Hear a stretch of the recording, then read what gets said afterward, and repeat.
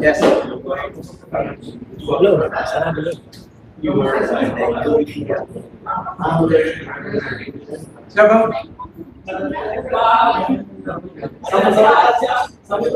Assalamualaikum warahmatullahi wabarakatuh. Waalaikumsalam warahmatullahi wabarakatuh. Jumpa lagi kita bicara keren cadas. Nah, Tapi yang dua ini keren cadas semua. Iya. Satu Refli Harun, yang kedua Roy Suryo Official. Satu lagi lupa mbak kamera. Untuk Seno Tribrata. Oke, walaupun kameranya cuma dua. Iya, ada. Yang satu kameranya bisa jadi dua nanti. Ya, saudara sekalian, hari ini ada perkembangan terbaru dalam kasus yang terkait dengan sampingan, yaitu laporan respon kepada Polda Metro Jaya mulai diperiksa. Jadi pelapornya saudara Irwan yang berasal dari Morowali, pernah menjadi ketua Pasalnya pelaporan DPRD Morowali, itu diperiksa hari ini, dan kita ingin tahu apa saja pokok-pokok mana hadir ya. Yang pertama adalah saudara Irwan sendiri, ya kan, insinyur tenanan. Irwan itu insinyur relawan. Kemudian yang kedua Diwan NDOD Pak Ugro Seno, yang banyak juga dikritik oleh koleganya, bahkan mantan anak karena suami berbeda sendiri, termasuk yang bicara mengenai kalau SP3 yang dimulai dengan pencabutan laporan polisi itu mengakibatkan semua tercabut karena yang dicabut itu laporan polisinya, bukan orang lainnya. Ketawain dia. Salah satunya mempertawain dia adalah namanya Ricky Sihota. Wah, belajar dari mana nih katanya, ya kan? Bayangkan Komjen dikritik oleh Irjen. Iya. Jauh. Senior. Dan diketawa-ketawain. Termasuk RH diketawain. Apa? Saya balas juga. Tahu apa dia, ya kan? Nah, oke. Kemudian tentu diwakili juga Mas Roy. Ya, sesuai dengan in order ya, kita akan meminta Irwan dulu untuk ini kenapa ditempel di sini tidak nanti ya, Irwan ini kelas oke. Salah satu contoh ogisme ini. Ya. Nah, saudara sekalian, kita akan minta pemaparan dari Irwan. Tolong sefakta-faktanya, jangan disertai dengan opini. Karena ini mantan ketua DPRD, disuruh cerita fakta, opininya yang dikerjakan.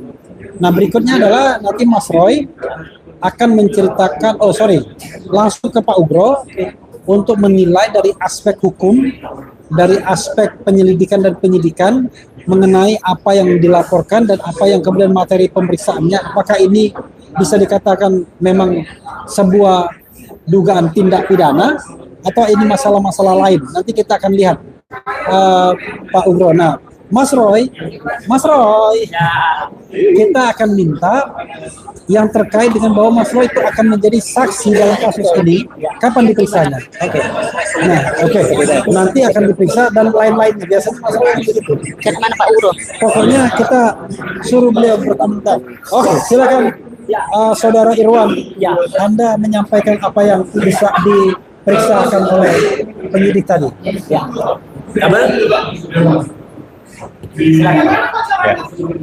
Baik, terima kasih Kakandaku Pak Prof, Pak Regar, dan Bang Resuryo dan Pak Jenderal, abang saya Pak Bro.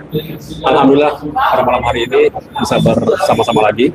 Assalamualaikum warahmatullahi wabarakatuh. Selamat malam, salam, Om Swastiastu, Namo Buddhaya, salam kebajikan. Alhamdulillah, puji Tuhan, saya baru saja balik dari Polda Metro Jaya malam hari ini untuk menindaklanjuti panggilan atas saya telah melaporkan Saudara Rismon Sianipar, di mana saya merasa telah tertipu dan dibohongi dengan buku yang telah ditulis Gibran Endgame yang tak lulus SMA. Sehingga hari ini tadi tepat jam 10 pagi kami berada di Polda Metro Jaya, namun penyidik menerima kami tepat pukul 13.00, sehingga selama 4 jam kami diperiksa untuk memberikan keterangan atas laporan saya, itu dugaan penipuan dan penggelapan. Atas laporan saya tadi kami break sempat beberapa menit itu untuk istirahat, sholat dan makan, sehingga kami lanjut tadi. Dan tadi tepat pukul 20.00 kami meninggalkan Polda Metro Jaya, dan besok pagi lagi akan dilanjut penyelidikan atas laporan saya. Dan malam hari ini saya hanya menyampaikan bahwa laporan saya tetap akan kami tindak lanjuti dan kawal, dan sesuai fakta yang saya alami dan dapatkan secara langsung, sehingga saya berani untuk melaporkan saudara Rismond Sianipar gitu, atas buku yang telah ditulis Gibran Endgame yang tak lulus SMA gitu. Sehingga kami mohon harapan, dukungan dan doa seluruh rakyat Indonesia. Kita akan membongkar kebohongan ini atas buku yang telah ditulis oleh Bang Rismond Sianipar, yang selama ini mengaku sebagai ahli lulusan Yamaguchi Jepang.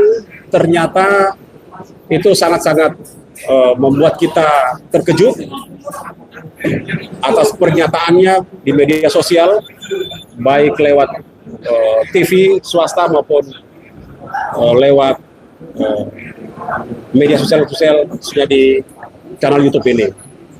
Sehingga kami tak segan-segan, apalagi mau ragu, kami membuatkan laporan tersebut. Untuk itu, Pak Rismond, saya sudah diperiksa tadi beberapa jam di Polda Metro Jaya, dan besok pagi kami akan dilanjutkan oleh pemeriksaan kami. Itu sehingga saya sudah mengumpulkan bukti-bukti. Yang pertama, bukti yang saya ajukan yaitu berupa buku yang Bapak tulis, yang dimana selama ini kami yakini, kami kagumi Bapak untuk membongkar persoalan ini dan mengungkap sebenarnya tentang Gibran tidak punya ijazah SMA. Ternyata Bapak anulir, sehingga saya merasa tertipu, saya membuat laporan. Bukti yang kedua yaitu bukti transfer gitu kepada bendaharanya, Bapak Rismond sendiri gitu, kepada Ibu Hana, itu 2 kali pembelian, di mana saya telah membantu juga pada acara Car Free Day setelah Pak Rismond melakukan penjualan buku di Bundaran HI. Saya sendiri memikulnya, mengambil buku tersebut dari mobilnya Pak Rismond, membawa ke Bundaran HI. Saya membelinya juga lantaran saya terinspirasi untuk mengedukasi masyarakat Indonesia. Saya membeli rencana itu 300 biji buku yang saya akan beli. Tapi kondisi buku yang dibawa Pak Rismond waktu itu hanya kurang lebih 100, itu sehingga saya membelinya waktu itu secara langsung 60 buku yang saya bayar secara cash, dan itu punya bukti transferan, dan saya langsung memberikan terhadap penyidik sebagai bukti saya atas pelaporan saya. Yang ketiga, yang kami coba tadi kembangkan juga tadi atas laporan kami, adanya temuan ISBN palsu di dalam buku tersebut. Itu sehingga kami sangat yakin, pihak penyidik juga telah menerima kami secara yakin juga untuk mengembangkan persoalan ini. Ternyata ISBN tersebut, ISBN-nya buku judul lain yang disematkan di buku Gibran Endgame ini. Sehingga kami yakin dan percaya bahwa isi buku itu dari Bapak Rismond Sianipar telah menulisnya, yang selama ini berkoar-koar dan semangatnya bahwa Gibran tidak punya ijazah SMA, ternyata dia sendiri yang menganulirnya Itu sehingga hari ini kami buatkan laporan di Polda Metro Jaya. Selanjutnya lagi kami dapat temuan di buku tersebut itu ternyata ini yang penulisnya Pak Rismon sendiri dan istrinya sendiri lagi sebagai editor gitu. Jadi kami tidak akan berhenti itu dan kami akan kembangkan ini bahwa istrinya terlibat dalam buku tersebut itu juga. Ya, sehingga kami memohon doa kepada seluruh rakyat Indonesia dan abang-abang kami yang telah mendampingi kami tadi. Kata Bang Roy tadi yang telah ikut juga di Polda Metro Jaya, hari ini tanggal 11 kami didampingi oleh 11 orang lawyer dan besok tanggal 12 akan bertambah lagi. Itu kata Bang Roy tadi. Jadi insya Allah kami tetap akan komitmen memberikan yang terbaik terhadap seluruh rakyat Indonesia. Ini sebagai kado bagi seluruh rakyat untuk mengungkap kebenaran yang selama ini telah ditutup-tutupi oleh oknum kelompok yang inginkan negeri ini tidak baik-baik saja. Sehingga insya Allah kami akan tetap istiqomah dan tidak ada kata-kata RJ terhadap persoalan kasus yang saya laporkan pada Pak Rismon Sianipar. Terima kasih dari saya. Itu saja. Besok kami akan siap lagi untuk melanjutkan pemeriksaan laporan kami jam 10 pagi di Polda Metro Jaya. Terima kasih. Wallahu musta'an. Assalamualaikum warahmatullahi wabarakatuh. Ya, inilah kalau mantan politisi ya disuruh menyampaikan apa materi pemeriksaan malah berorasi dia. Nanti bingung gitu Pak Ugro apa yang kemudian mau dinilai. Jadi tolong Saudara Irwan disampaikan apa saja yang diperiksa materi pemeriksaannya tadi. Karena Anda tadi menyebutkan barang buktinya, itu barang bukti itu sesuatu yang disampaikan. Tapi tadi pemeriksaannya apa aja, yang di dalam itu apa aja. Silakan. Kalau bisa 1, 2, 3. Ya, baik, terima kasih Pak Prof yang kedua kalinya. Jadi tadi saya diminta keterangan, diperiksa oleh langsung penyidik dari Polda Metro Jaya. Yang pertama perkenalan saya bersama Bang Rismon Sianipar, itu kapan. Saya ceritakan secara benar dan jujur bahwa pertemuan saya dan Pak Rismon itu tahun 2025 tanggal 23 September di Kementerian Kemendikbudrismen. Kebetulan waktu itu juga saya menelusuri kasus dugaan ijazah Bupati Morowali juga yang terduga palsu. Itulah pertemuan saya awal dengan Pak Rismon Sianipar. Yang kedua, laporan saya tadi tentang dugaan penipuan. Pemeriksaannya apa? Iya. Yang ditayangkan penyidik tadi itu ada beberapa poin. Yang pertama tentang kerugian saya itu secara material. Itu yang kedua itu tentang masalah di mana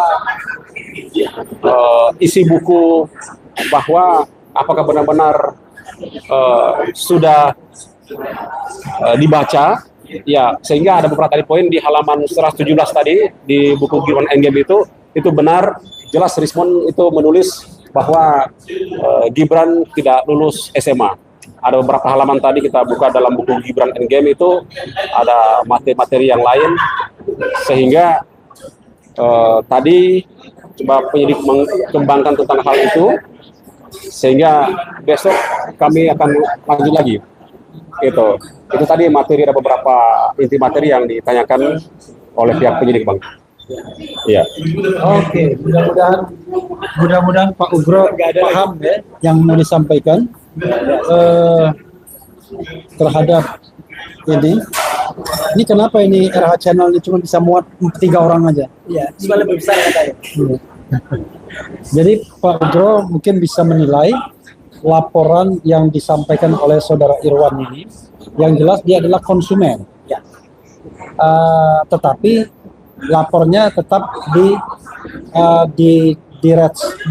Reskrimum.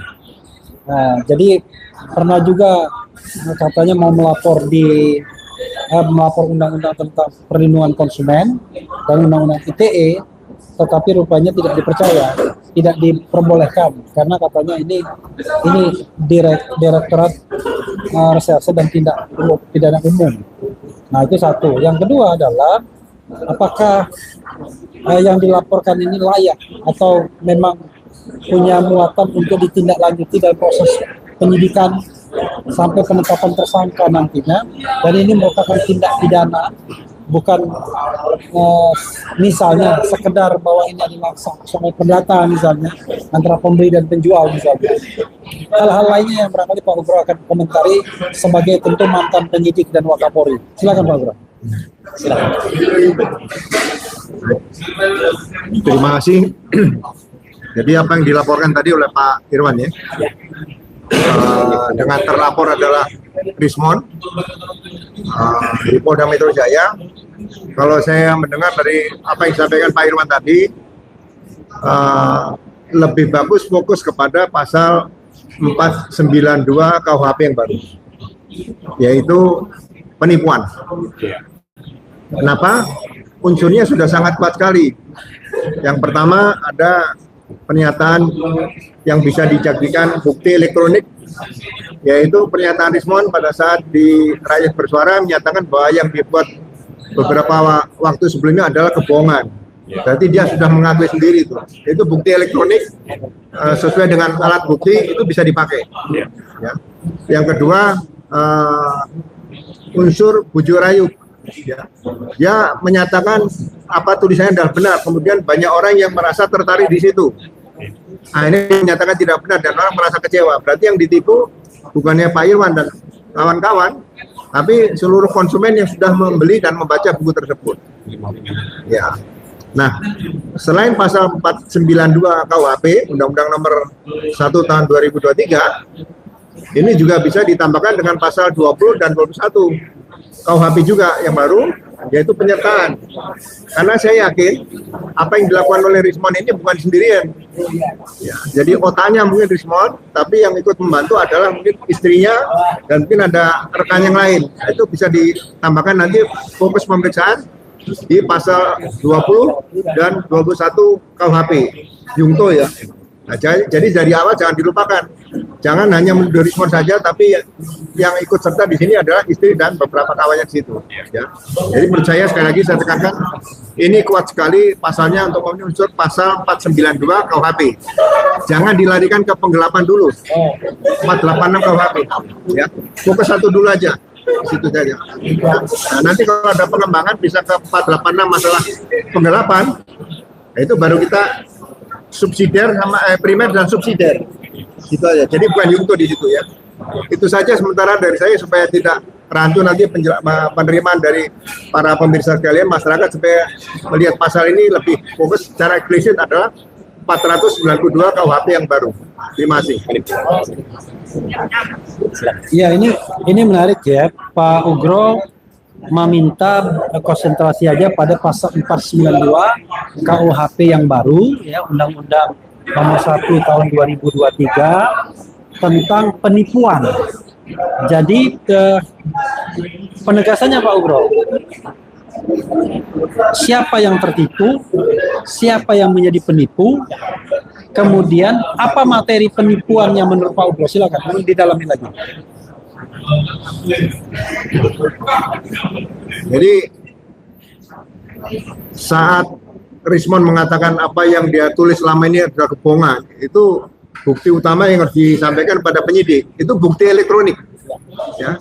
Alat bukti di situ sudah masuk, ya. Bukti elektronik di situ. Nah, yang kedua, rekan-rekan tadi beberapa saksi, ya, saksi yang mengetahui tentang berkaitan dengan ISBN ya, elektronik, serial book internasional, serial book number. Nah, itu juga bisa dicarikan nanti saksinya dari mana, dari mana, Gramedia dan sebagainya, ya, dan dari kawan-kawannya. Itu nomor 2. Nah, nomor ketiga, apalagi menyangkut janji-janji ada pembagian-pembagian dan sebagainya. Itu nomor 3. Ya. Nomor 4, nanti fokus TKP-nya di mana. Ya. TKP-nya harus jelas, jangan sampai TKP di seluruh Indonesia. Tunjukkan TKP di mana yang terjelas mulai saat pembicaraan pertama. Ya. Jadi sekali lagi lebih fokus kepada alat bukti, kemudian temposnya kapan, terus lokus deliknya di mana. Ya, itu saja Pak. Oke. Sekedar pengingat bagi kawan-kawan semua ya, ini ada laporan polisi yang kemudian bisa dibacakan.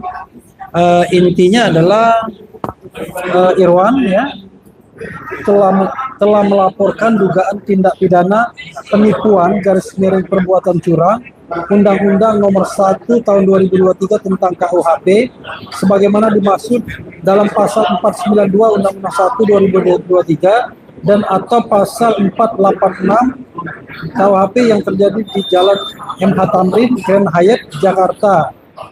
Titik koordinatnya sudah ada. Kemudian Gondang dia, Menteng, Kota Jakarta.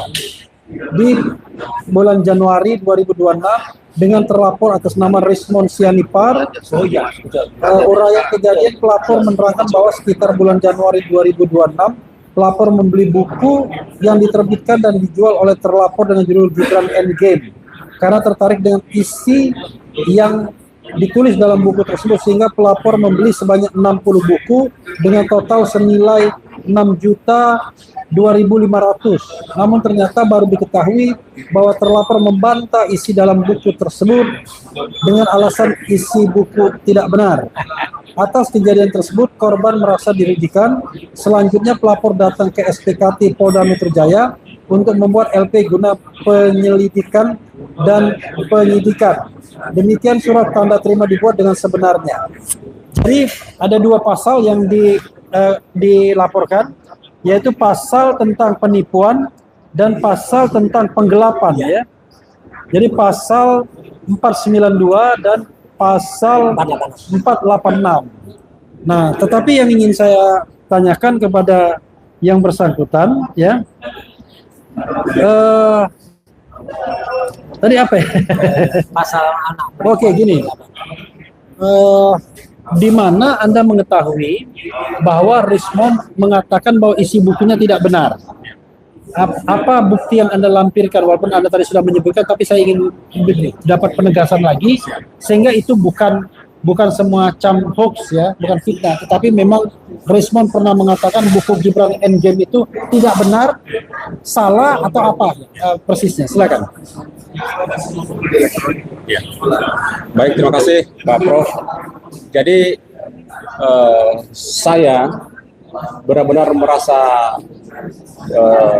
yakin bahwa saya ditipu oleh saudara Rismon karena berkat pernyataannya yang pertama setelah hadir di acara iNews TV, dia sempat mengeluarkan statement bahwa kalau tidak salah ya, dia akan menarik semua buku yang telah beredar Gibran Endgame ini yang tidak lulus SMA yang pertama kali telah tersalurkan ke seluruh Indonesia sebanyak kurang lebih 5.000 eksemplar.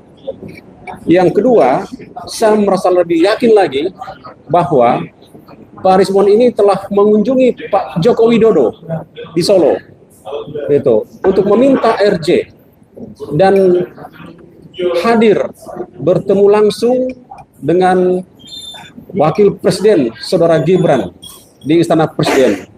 Saya bertanya-tanya, ada apa Rismon sehingga mengeluarkan statement bahwa isi buku yang telah ditulis itu sebanyak kurang lebih 5.000 eksemplar tersebut dia tidak mengakuinya, sehingga kami yang telah membeli buku tersebut itu merasa dirugikan dan tertipu atas pernyataan Pak Rismon yang dikeluarkan secara langsung, baik lewat media elektronik maupun media-media lainnya, gitu. Sehingga kami memberanikan diri, saya langsung dan bersama teman-teman saksi yang telah merasa dirugikan dan merasa tertipu, kami membuatkan laporan di Polda Metro Jaya. Mungkin begitu, Pak. Ya, intinya adalah yang jelas pernyataan Rismon bahwa buku itu salah buku itu ditarik, memang itu pernyataan yang real ya. Nah, mungkin Mas Roy bisa menambahkan dua hal. Pertama, Mas Roy akan diperiksa sebagai saksi kapan dan kira-kira materi apa yang akan disampaikan. Tentu kesaksiannya, bukan keahliannya. Ya. Yang kedua adalah apakah Mas Roy juga mendengar semacam pernyataan Rismon bahwa buku Endgame, Gibran Endgame itu salah atau tidak benar atau mau ditarik atau apapun yang mengindikasikan bahwa itu bukanlah sebuah karya yang perlu dipasarkan karena mengandung cacat, kesalahan dan lain sebagainya. Silakan Mas Roy. Terima kasih Mas Raffi. Assalamualaikum warahmatullahi wabarakatuh. Selamat malam semuanya, semua termasuk juga Pak Jenderal Ugro, Pak Irwan, Mas Raffi dan semua pemirsa di RA Channel dan Roy Suryo Official. Ya. Jadi saya terlibat di sini memang terlibat langsung Mas Raffi. Jadi artinya saya juga ikut jadi korban ya ketika buku itu dipasarkan. Karena apa? Karena ketika pemasaran buku itu ya saya diajak oleh Dr. Rismon Hasiolan Sianipar karena waktu itu saya tahunya dia masih doktor ya kan gitu, belum terbongkar yang ijazah palsunya Yamaguchi itu belum terbongkar. Saya diminta untuk menjadi seorang brand ambassador. Artinya dengan menjadi brand ambassador itu saya ikut memasarkan. Jadi Bahkan di Car Free Day. iya, bahkan nah ini ada buktinya. 2 kali Car Free Day. Nah, ini 2 kali Car Free Day. Yang ini adalah Car Free Day pada tanggal 25 Januari dan yang ini Car Free Day tanggal 8 Februari.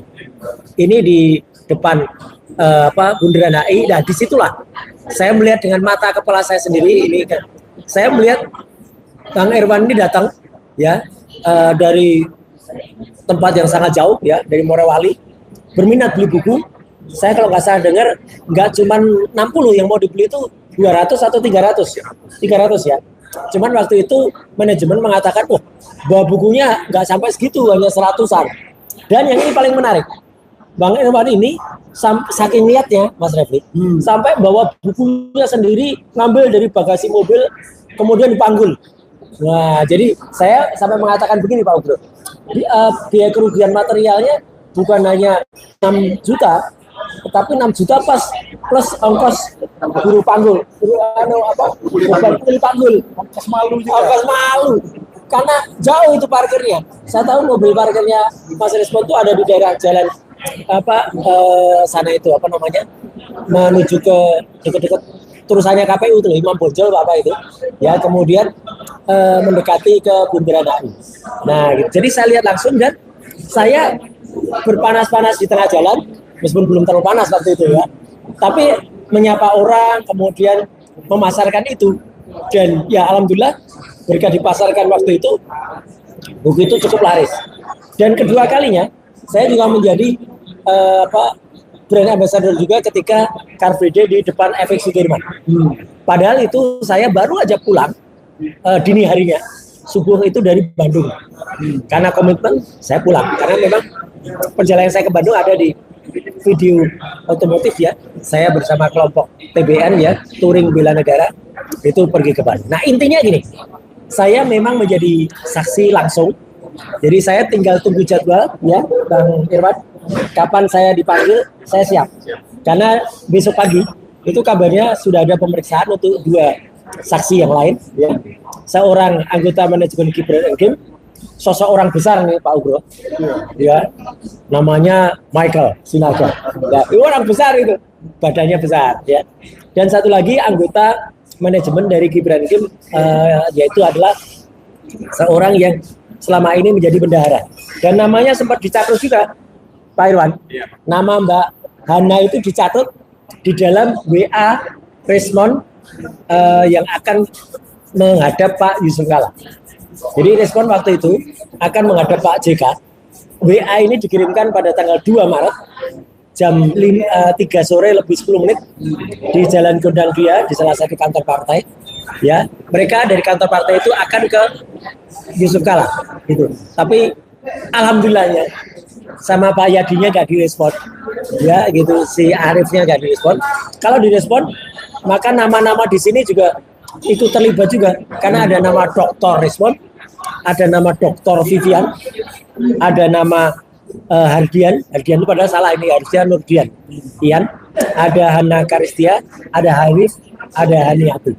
Nah, tapi ini ternyata respon pun ibaratnya menjebloskan si Arif, karena pada saat acara Rakyat Bersuara, respon ditanya ini oleh presenter, oleh Mas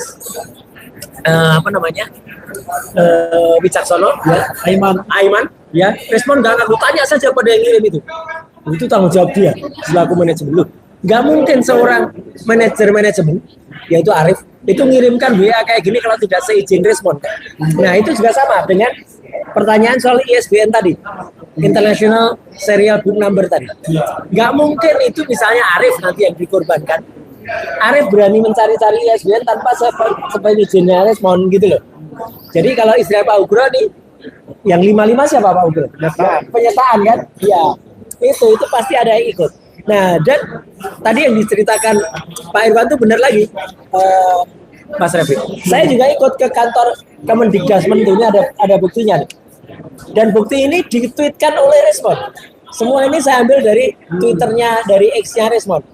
Jadi saya pun digunakan sebagai materi publikasi.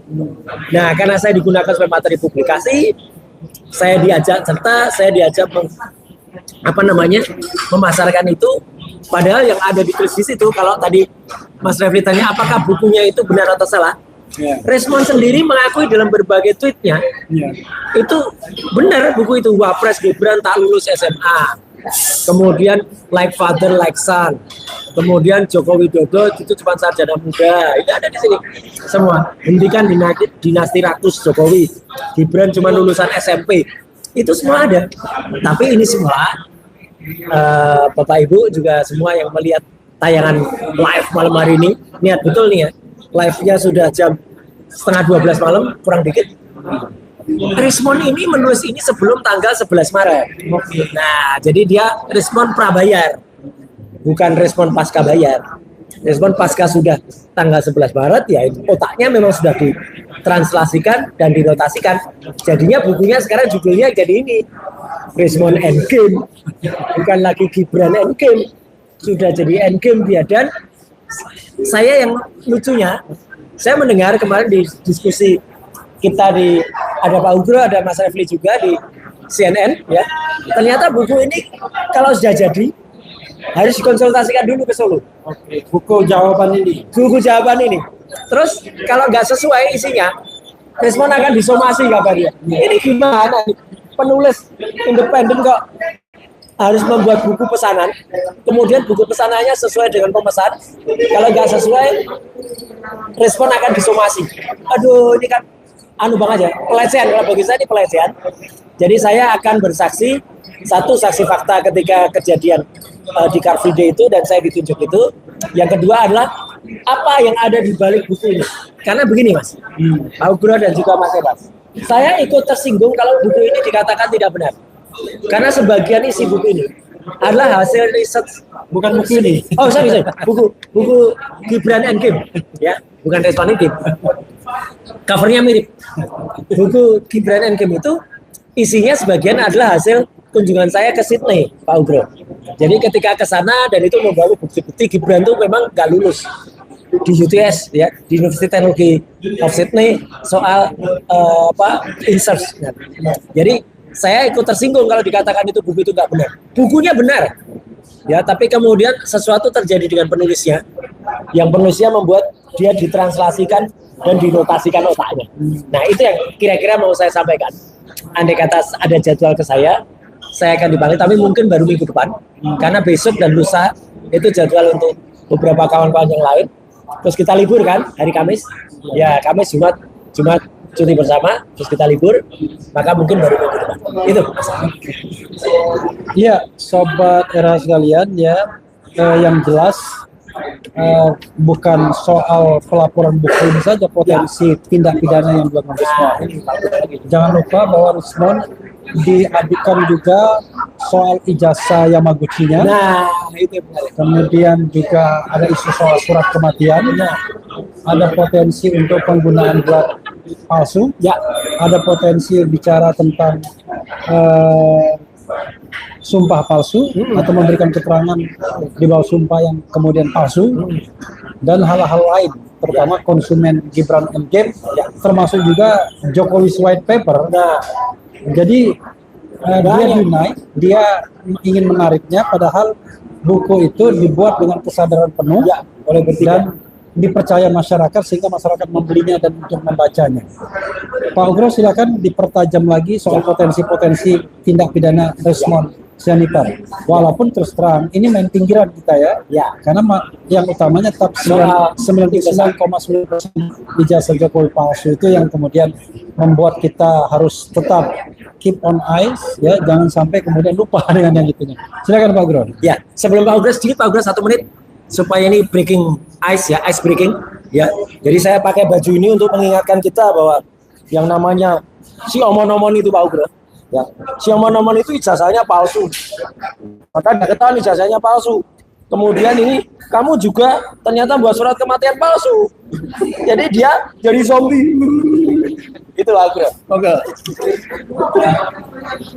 Baik, alasan saya lebih fokus kepada pasal penipuan, karena pengembangannya ini akan sangat luas. Ya. Indikasi yang pertama, pada saat RJ menghadap Pak Jokowi di Solo, pasti dan kuat sekali diduga lah. Pasti ceritanya bahwa yang saya tulis ini salah, atau diarahkan bahwa kamu harus membuat pengakuan bahwa tulisanmu salah. Berarti yang ada di Solo, Pak Jokowi bisa dijadikan saksi juga di situ, atas penipuan. Oh iya, saksi dia ya. Ya. Nah, kemudian dalam RJ dengan Pak Jokowi ada apa? Rismond ke Wapres Gibran. Ya, ini pasti ada message yang disampaikan bahwa buku yang ditulis itu tidak benar. Jadi ini juga akan menarik perhatian. Wapres Gibran bisa dimintakan keterangan sebagai saksi. Jadi saksi akan nambah 2 yang cukup kuat sekali di sini. Ya kan? Jadi kalau yang sebagai saksi, ya dulu tahun 2000 lah, 99-2000 itu pernah juga pimpinan negara hanya didengar keterangan sebagai saksi di istana, itu gak ada masalah bagi saya. Dan ini kalau terjadi berarti yang kedua itu seperti ini. Itu saja yang bisa saya sampaikan. Kenapa saya lebih fokus pada pasal penipuan seperti itu. Terima kasih. Ya, terima kasih. Ya. Ya, sobat era sekalian, ya, kita tentu tidak ada kaitannya dengan struktur Troya. Ya, Laporan Resmond ini nggak ada. murni dilakukan oleh konsumen yang merasa dirugikan dan kemudian mendapat pendampingan lawyer-lawyer secara independen, ya. Mereka bergabung, ada tetapi tidak atas nama struktur yang membela atau Bukan Troya juga. bukan kenapa? Orang-orangnya kebetulan juga bukan. Iya, bukan Troya juga, ya. Jadi maksud saya jangan sampai kemudian seolah-olah pelaporan Resmond ini adalah pelaporan yang didesain oleh pembela atau PH penasihat hukum Roy Suryo dan Vertiva, tetapi ini murni yang dilakukan oleh orang-orang yang merasa tertipu, kecewa, beli banyak buku, ternyata bukunya malah dianggap salah, zong. Walaupun sesungguhnya barangkali bukan soal materinya yang merasa tertipu, tapi statement atau sikap Resmond itu yang merasa orang merasa tertipu dengan ininya, dengan isi buku, karena isi buku ini kemudian kehilangan kredibilitas untuk dikutip karena dibuat oleh orang yang kemudian dipertanyakan masalah atau kredensialnya. Ya, saudara sekalian, kita akan closing statement mulai dari Irwan, kemudian Pak Ugro dan Mas Roy. Silakan. Closing statement. Silakan. Ya, baik, terima kasih. Pada malam hari ini kami memohon dukungan dari seluruh rakyat Indonesia untuk mengungkap persoalan ini sebenar-benarnya. Yang salah, salah, yang benar, benar.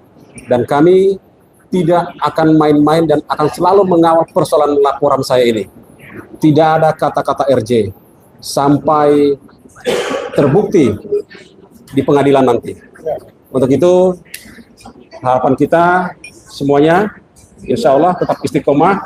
Dan saya tadi Pak Prof, Pak Reflin, itu bersyukur telah disupport oleh abang-abang saya dari para lawyer 11 orang dan Pak Roy Suryo. Itu tidak ada iming-iming dari saya dan tidak ada bahwa saya mau berikan mereka sesuatu. Ini murni dari ketulusan hati saya sebagai pelapor yang betul-betul ingin menyuarakan kebenaran, keadilan untuk seluruh rakyat Indonesia, dan mereka membantu saya tidak akan berjuang sendiri dalam mengungkap kebenaran ini. Dan insya Allah kami tetap jalan lurus, tidak ada tawar-menawar tentang persoalan ini, tetap kami akan ungkap untuk kepentingan seluruh rakyat Indonesia. Terima kasih.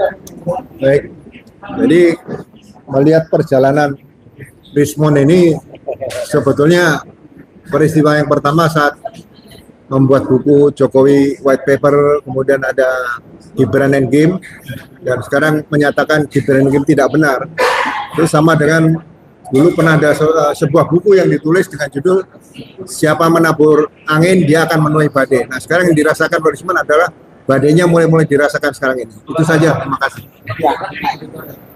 Baik, ya tambahan saya juga singkat, Mas Refli dan Pak Ugro dan juga Mas Irwan dan semua pemirsa RS Channel dan RS Official sampai malam hari ini, terima kasih masih terus pemirsa kami. Tadi kalau kata-kata Bang Irwan itu kalau dalam bahasa saya daerah alas pilih, sing salah selek, ya yang salah itu harus kemudian menyerah diri, jangan ngeyel, ya gitu, karena sudah jelas salah ini, ya tindakanmu untuk kemudian mencabut buku ini salah dan sangat mengkhianati kami, ya gitu, terutama di buku Jokowi White Paper. Itu buku yang kita susun bersama, ya meskipun kamu katanya paling banyak, ya banyak isinya cuman kode Python semua Pak gitu. Jadi tapi artinya itu buku yang keluar dengan pemikiran ketika kita masih waras. Kemudian tiba-tiba kamu tarik sendiri, kemudian berubah. Apalagi di buku yang Gibran Endgame ini, yang di dalam yang mirip ini covernya. Itu di situ adalah penelitian saya nggak bisa kamu salahkan, Mon. Gitu. Kesimpulan bahwa Gibran itu tidak lulus di ITS, dia tidak ngambil foundation, dia tidak ngambil kemudian diploma, dia hanya kursus bahasa Inggris, itu hanya 6 bulan dan itu nggak ada sertifikatnya, itu sudah final keputusan, nggak bisa lagi, apalagi kita bersama-sama menghadap Dr. Eko Susanto waktu itu di Kemendikbudristek, dan itu ada saksinya banyak, di mana Gibran itu ketika keluar suketnya, surat keterangannya, itu tanpa dasar, harusnya ada 10 syarat waktu itu termasuk rapor 3 tahun, nggak ada, apa itu mau? Kemudian tiba-tiba kamu buat ada surat keterangannya, kemudian pada surat keterangannya sendiri itu dikoreksi oleh orang namanya Inalim, ya itu dari sebelah, yang katanya ngaku-ngakunya pakar pendidikan itu, ya Inalim sendiri mengatakan memang Gibran nggak lulus SMA, memang itu di bukunya Inalim ada, ya jadi kok kayak gitu mau direvisi, ini kan edun itu namanya, ya gitu. Jadi menurut saya ya inilah kata Pak Ugro tadi, siapa menebar akan menuai badainya. Saya kira nikmati badai itu, Mon, karena apa, pengkhianatan yang sudah kamu lakukan. Meskipun saya pasti nanti akan dikomentari lagi oleh sahabatnya Mas Refli, murid ya gitu, yang akan mengatakan Mas Roy, ya gitu ya. Iya, ya memang pengkhianat mah apa ya, Mon alias Dokter Rismond Osyolan Sialipar ya gitu. Nikmati hari-hari ya. Makasih. Oke, saudara sekalian, saya dalam kesempatan ini sekali lagi ingin menyampaikan satu hal yang sering dipertanyakan. Kok Roy Suryo, Dr. Tifa ingin kasus ini dihentikan? Ya, itu apa? Tidak kurang namanya rekisitoan. Wah, itu menghina kita tuh Pak Ugro ya. Seolah kita orang bodoh gitu ya. Jadi kawan-kawan semua ya, banyak hal yang membuat kami ingin kasus ini dihentikan. Jadi gini, ini kan kita bicara tentang bagaimana membela klien. Saya mengatakan dari awal, jangankan ditersangkakan, kasus ini dilaporkan ke polisi saja tidak layak. Kenapa tidak layak? Karena kalau kita lihat pasal-pasal yang dikenakan itu adalah pasal-pasal yang memang bisa dibantah semua. Kemarin sebelum ada KUHP baru, pasal 310 tentang pencemaran nama baik. Pencemaran nama baik tidak berlaku kalau kemudian ini untuk kepentingan public interest. Apakah ijazah ini untuk public interest? Yes, karena dokumen publik berdasarkan Undang-Undang tentang Keterbukaan Informasi Publik pasal 18 ayat 2 dan diperkuat oleh keputusan KIP Komisi Informasi Pusat. Itu satu. Pasal 311 tentang fitnah tidak bisa juga dikenakan karena untuk fitnah atau tidak itu harus dibuktikan terlebih dahulu apakah ijazah itu asli atau palsu, dan belum ada putusan pengadilan yang berkekuatan hukum tetap yang menyatakan baik palsu maupun asli ijazah ini. Karena itu sesungguhnya seharusnya kasus perdatanya atau kasus PTUM-nya itu harusnya diselesaikan terlebih dulu sebelum masuk pada penersangkaan Mas Roy dengan dalil ujaran kebencian, kemudian fitnah dan pencemaran nama baik. Dan sebenarnya yang paling pantas kasus pidananya adalah mendudukkan Jokowi sebagai terlapor, kemudian tersangka atau terdakwa, untuk kemudian membuktikan apakah dia menggunakan ijazah atau dokumen palsu atau tidak. Jadi dengan demikian maka nanti akan bisa ditentukan Mas Roy bersifat setelah ada putusan yang berkekuatan hukum tetap yang menyatakan status ijazah tersebut. Pasal 27A Undang-Undang ITE tidak bisa juga dikenakan karena pasal itu sama saja dengan pasal 310 311, cuma basisnya adalah elektronik, ya kan? Kemudian pasal 28 pasal 28 ayat 2 itu tidak bisa digunakan juga yang sudah diubah dengan dengan pasal 324 ya, lupa saya 224 kalau nggak salah ya, dan itu tidak bisa digunakan juga karena yang kita bicarakan adalah dokumen berupa ijazah dan itu bukanlah suku, agama, ras ya. Karena kalau kita bicara ujaran kebencian dalam pasal 28 ayat 2 Undang-Undang ITE, maka basisnya harus suku, agama, ras, kemudian warna kulit, kebangsaan, disabilitas fisik, disabilitas mental, dan itu definitif ya, definitif ya. Jadi tidak bisa kemudian ijazah dilekatkan kepada predikat-predikat seperti itu. Pasal 32 Undang-Undang ITE tidak bisa dikenakan juga karena yang dilakukan Mas Roy tidak merusak dokumen. Tidak ada dokumen yang dirusak oleh Mas Roy dan dokumen rusak itu ditransmisikan, tidak ada. Karena dokumen yang diteliti adalah dokumen yang sebenarnya diupload oleh Dian Sandi. Sementara dokumen yang diakui sebagai dokumen asli dalam tanda kutip adalah dokumen yang disita di Polda Metro Jaya. Jadi tidak ada kaitannya. Pasal 35 apalagi karena di situ dikatakan bahwa Mas Roy mengedit sesuatu yang tidak otentik seolah menjadi otentik. Terbalik. 99,9% itu bisa dikenakan kepada para termul yang seolah-olah mengatakan dokumen itu asli padahal diduga palsu. Tapi itu pun memang harus dibuktikan dulu palsu dan asli dan tidaknya.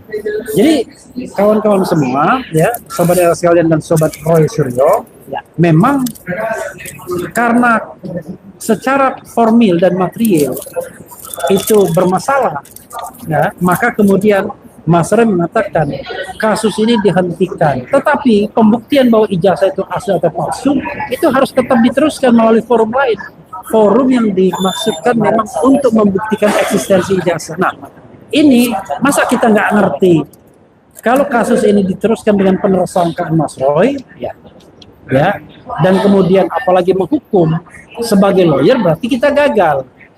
Dan kasus ini jelas nuansanya kriminalisasi. Siapa yang mau di sidang untuk suatu pendapat atau suatu opini yang dilindungi oleh konstitusi.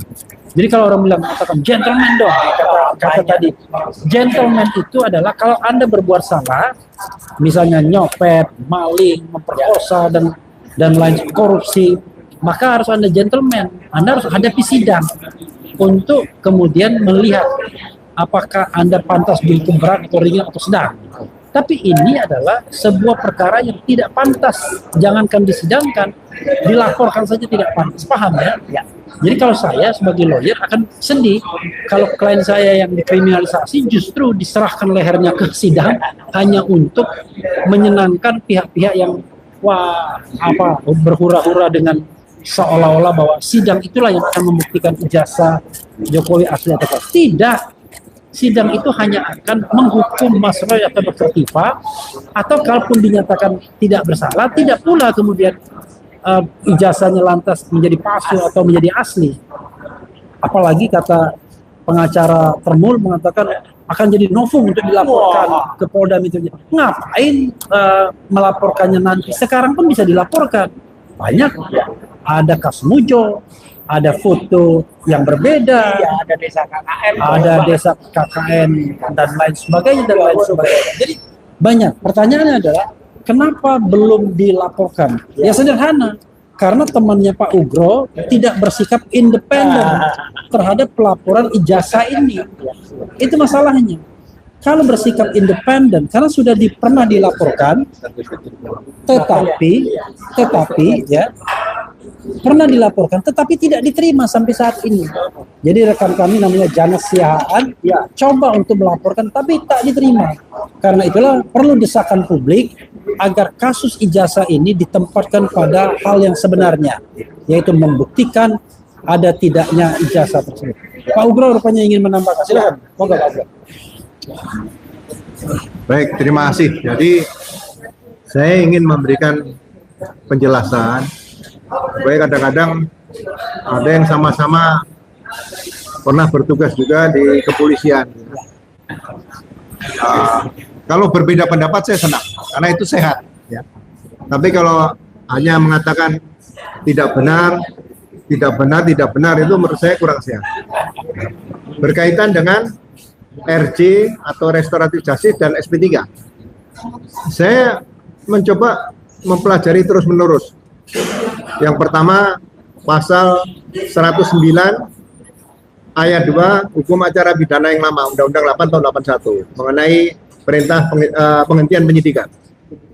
Yang kedua, saya coba baca lagi Peraturan Kepolisian nomor 8 tahun 2021 berkaitan dengan penyidikan tindak pidana berkaitan dengan restoratif justice. Yang ketiga, saya baca Undang-Undang nomor 20 tahun 2025 tentang hukum acara pidana pasal 79, 80, 81, 82, 83, 84.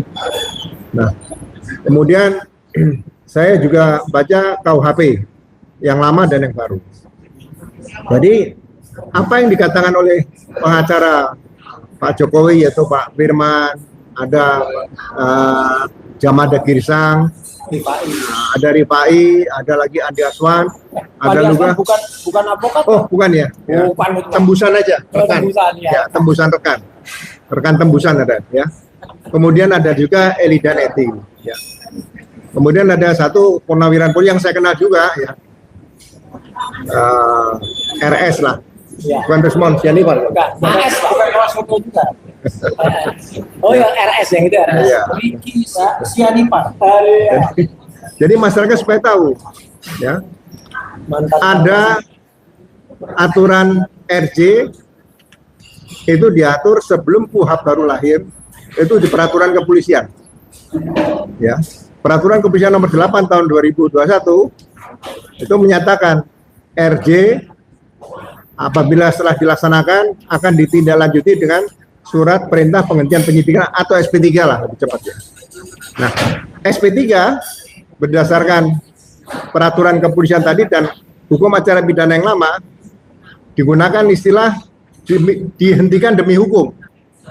Padahal KUHP yang lama menyatakan penghentian penyidikan yang pertama tidak cukup bukti, yang kedua bukan tindak pidana, yang ketiga demi hukum. Nah, demi hukum yang digunakan dalam RJ menurut peraturan kepolisian tadi dan KUHP yang lama itu adalah yang pertama kedaluarsa, kedua nebis in idem, ketiga tersangka meninggal dunia. Tapi oke, kita lupakan itu, kita kembali bahwa laporan polisi Pak Jokowi, Andri Kurniawan, Nejo Macan dan Samuel Second itu berdasarkan RJ sudah di SP3-kan. Ya. Saya mencoba membaca apa yang dikatakan oleh penasihat atau pengacara Pak Jokowi tadi. Menurut Perpol dan KUHP yang lama Undang-Undang 8 tahun 81 sudah di SP3 kan. Semua perkara pidana menurut KUHP yang lama, ya, kalau sudah SP3 tidak akan bisa maju ke pengadilan. Kalau akan dipaksakan maju berarti harus di pra-peradilan. Sekarang kalau SP3 sudah kesepakatan bersama pelapor dan terlapor, siapa yang akan mempra-peradilankan? Apakah jaksa penuntut umum mau mempra-peradilankan polisi? Ya, ini sangat tidak mungkin. Jadi saya berani jamin berdasarkan Perpor nomor 8 tahun 2021 dan hukum acara pidana yang lama Undang-Undang 8 tahun 81, peristiwa pencemaran nama baik dan fitnah yang dilakukan Pak Jokowi dan kawan-kawan itu sudah tidak bisa maju ke pengadilan. Ya. Ini sama dengan kalau menggunakan katakanlah KUHP yang baru. KUHP yang baru itu lebih sempurna daripada KUHP yang lama. Karena setelah kesepakatan dalam RJ tercapai, itu ada pencabutan laporan polisi. Nah, setelah pencabutan laporan polisi, diterbitkan surat perintah penghentian penyidikan SP3. Dalam 3 hari, SP3 tadi diberikan tembusan ke jaksa penuntut umum, dikirim ke jaksa penuntut umum, dan minta penetapan pengadilan. Jadi RJ menurut KUHP yang baru itu sudah tidak bisa di pra-peradilan karena sudah ditetapkan di pengadilan. Jadi tidak mungkin pengadilan mempra-peradilankan pengadilan seperti itu, ya kan? Jadi sekali lagi supaya masyarakat jelas bahwa SP3 berkaitan dengan Egy Sujana dan Hari Lubis, Rismon, ya, itu sudah tidak bisa lagi maju ke pengadilan, ya, melalui jaksa penuntut umum. Kalau itu masih bisa maju, saya yakin ini melawan hukum acara pidana yang lama, Undang-Undang 881, dan juga melawan hukum acara pidana yang baru, Undang-Undang nomor 20 tahun 2023. Ya, bagi yang ingin debat dengan saya berbeda pendapat, silahkan nanti cari tempat, kita duduk bersama. Kalau saya emosi, kita adu aja pasal-pasal yang ada. Terima kasih. Sedikit Mas, saya ingin sampaikan karena tadi Pak Ugro juga sempat menampilkan untuk beberapa kuasa hukum ada nama Andi Aswan, ya. Nah, Andi Aswan ini yang mengaku-ngaku selaku pengacara, ya ini buktinya. Di status dia ngaku-ngaku pengacara tapi nulisnya apokat. Apokat bosok ya, apokat tuh. Ya, karena apokat itu nggak ada dan dia melanggar undang-undang advokat. Kalau dia ngaku-ngaku sebagai advokat. Dan lucunya lagi, ya, dia menunjukkan ya di salah satu tayangan bahwa dia punya kartu tulisannya Peradi Bersatu. Ya, jadi dia mau disebut sebagai advokat memang. Gitu. Meskipun dia sudah tunjukkan di sini kalau dia sudah mengubah. Jadi dia ubah statusnya itu. Ya, nah itu menjadi channel membahas tentang info politik dan isu hoak. Nggak pakai S, jadi hoak aja. Ya, bagi yangnya gede, belum paham dan kerjanya nyanyi tiap hari karena tidak puas, tolong lihat Dandi pisah resapi. Ini yang nulisnya anak SD Pak ya. Itu loh, ini adminnya ini konyol banget sih. Gitu, admin kok nggak ngerti bagaimana cara penulisan bahasa Indonesia yang benar sesuai dengan EYD. Dan tadi di tayangan TV sama dengan saya ketika di salah satu TV, dia seolah-olah kayak ingin menunjukkan bahwa dia punya kartu Pradi, Pak. Punya kartu Pradi itu belum tentu jadi lawyer. Kalau Andi Aswan tuh ngaku-ngaku lawyer, ya, dan ini karena ada juga komentar di saya ini. Salam untuk apokat Andi Aswan. Nah itu betul. Kalau dia ngaku-ngaku lawyer, dia malah kena undang-undang advokat. Ya gitu, karena bukan lawyer ngaku, ini persis sama kayak yang basnya dibukukan itu. Udah basnya dibukukan, kemudian tinggal dicabut saja. Dan terakhir yang saya sampaikan, mungkin ini belum saya sampaikan ke Mas Refli juga waktu itu adalah apa? Semakin banyak kebohongan yang terungkap. Ya, ini file lama dari University of Minnesota. Jadi tertulis nama Sumitro pakai U. Ahmad Sumitro, di sini tertulis pakai U, ya, dari manajemen, ya, kemudian dari University of Gajah Mada. Jadi jelas banget namanya pakai U. Kalau UGM bilang bisa U, bisa OE, ke luar negerinya paspornya tulisannya U, Pak OE. Nggak mungkin paspor itu tadinya U berubah jadi OE atau OE berubah jadi U. Udah pasti di ban dia. Dan itu adalah sama dengan apa yang sudah disampaikan oleh putrinya, ya Mbak Aida Greenberry, yang mengatakan nama ayahnya itulah Ahmad Sumitro, bukan Soemitro. Kayak gitu aja kok gagal paham sih semua. Jelas ini skripsinya salah, skripsinya palsu, ya. Maka kalau skripsi palsu, ijazah ini 99,9% palsu. Itu core-nya ya. Jadi kita hari ini tadi bicara masalah seorang dokter palsu juga, Rismond ya, kemudian ketahuan. Itu Mas, terima kasih. Iya, saya ingin menggarisbawahi apa yang disampaikan Pak Ugro tadi. Mudah-mudahan saya tidak keliru mendengarnya. Ya. Pak Ugro memaksudkan bahwa berdasarkan KUHAP baru ya, yang seharusnya diberlakukan di dalam mekanisme RJ, karena KUHAP lama tidak mengaturnya, tetapi hanya diatur di Perpol, maka sesungguhnya RJ yang diberikan kepada Rismond terutama itu tidak memenuhi syarat, tidak memenuhi syarat. Dan di dalam KUHAP yang baru, kalau Anda mendapatkan RJ dan kemudian dilanjutkan pada SP3, maka sebelumnya harus disertai dengan pencabutan laporan polisi yang mengakibatkan bahwa secara keseluruhan laporan itu jadi batal.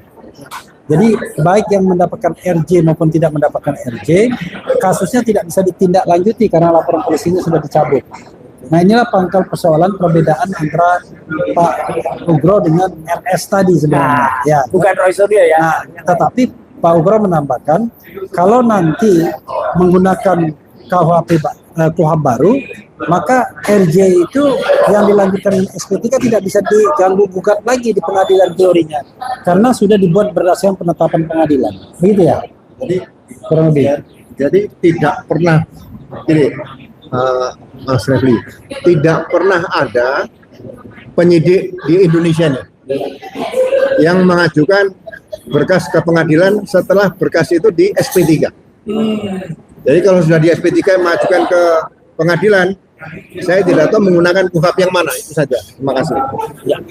Ya, tapi maksud saya kan seolah-olah bahwa ketiga orang itu aman, sentosa mendapatkan RJ dan kemudian mendapatkan SP3 dan tidak salah mekanismenya gitu. Padahal kan justru kalau misalnya Pak Ugros hanya sampai bahwa tidak bisa digugat, seolah-olah prosesnya benar semua. Padahal kan kita ingin mengatakan bahwa ada syarat objektif yang tidak bisa dipenuhi oleh Rismond, paling tidak, yaitu ancaman hukumannya 5 tahun maksimal. Padahal dia diancam dengan 12 tahun seperti Mas Roy. Mudah-mudahan ini clear ya. Ya, perbedaan pendapat ya itu yang paling krusial antara RS dan Pak Ugro itu sebenarnya pada soal kasus itu berhenti ketika laporan polisinya dicabut di situ ya. Nah, diketawain. Ngerti nggak soal individual responsibility? Kita tidak bicara hukum materialnya, kita bicara hukum formilnya.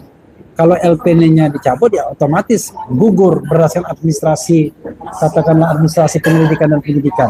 Tetapi Pak Ugro sudah menantang untuk debat. Ya, itu nggak usah marah-marah, berdebat saja. Kalau mau nanti kita bisa fasilitasi di RH dan RS channel. Nanti mosinya kita kasih dan bagaimana kemudian argumentasinya. Jadi jangan saling mengejek hanya satu-satu, tapi coba dengan kepala dingin seperti yang dikatakan Pak Ugro, kita berdebat secara dingin. Anda mosinya apa, Pak Ugro apa, bagaimana analisisnya, serahkan kepada penonton siapa yang paling kuat argumentasinya. Itu saja, saudara sekalian. Lagi. Dikit lagi. Nanti dikatakan hoax karena ada komentar mana fotonya Andi Aswan pegang kartu Pradi. Nih Andi Aswan menunjukkan kartu Pradi. Ya, dia tunjukkan ini. Tapi ini adalah kartu, bukan berarti ini kartu advokat. Bukan ini bisa untuk beracara. Ya, ini kartu hanya kartu keanggotaan. Ya, jangan salah. Kalau Anda pakai kartu ini untuk menjadi advokat atau beracara, Anda justru melanggar undang-undang advokat. Jadi sekali lagi, silakan masyarakat cermati kelakuan advokat ini, advokat gosok. Ya, yang menentukan orang bisa jadi advokat itu adalah BAS, berita acara sumpah ya. Jadi kalau tidak ada berita acara sumpahnya, dia tidak bisa bertindak sebagai advokat walaupun dia punya kartu Pradi sekalipun.